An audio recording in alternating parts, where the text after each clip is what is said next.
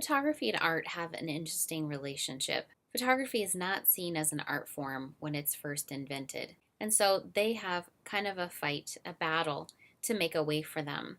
Photography also affects painters, and within 3 generations after the invention of photography, painters abandon image for abstraction.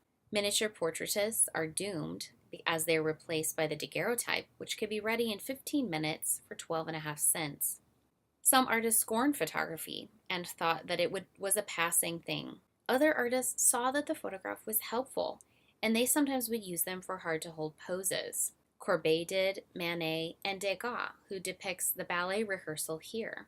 One of the things to note in this composition is that Degas leaves the middle ground area empty, and notice how the edges, there are figures and staircases that are cropped off, and this is more than likely because of his use of the photograph.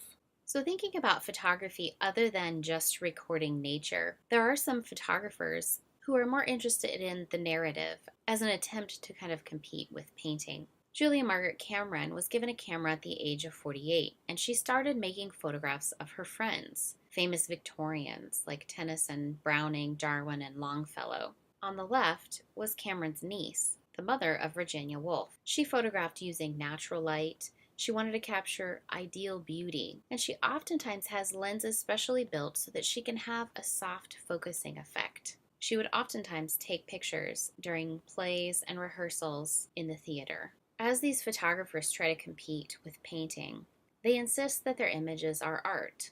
In Oscar Rylander's The Two Ways of Life, I would say that this is definitely doing something similar to painting. He is depicting 2 different ways of life. One on the left-hand side of freedom, debauchery, and waywardness, while on the right depicting virtue, piety, and living a righteous life. This photograph is composed of 80 different images, so he would retouch negatives, manipulate the images, and sometimes shoot out of focus to get the image that he wanted.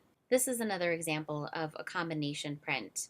This one has a lot less negatives, but gives us an understanding and brings about a narrative that is not there in just a single image. Even with a rough start, we know that photography is definitely not dead. It has, however, over the course of the last 100 years, changed a radical amount. Even in my own lifetime, I have been trained in the wet lab, so I know how to use film, how to use a manual camera, as well as how to take pictures on a smartphone. Photography is a robust medium, and as it has changed over the last 100 years, I am certain it will continue to change in the next 100 years.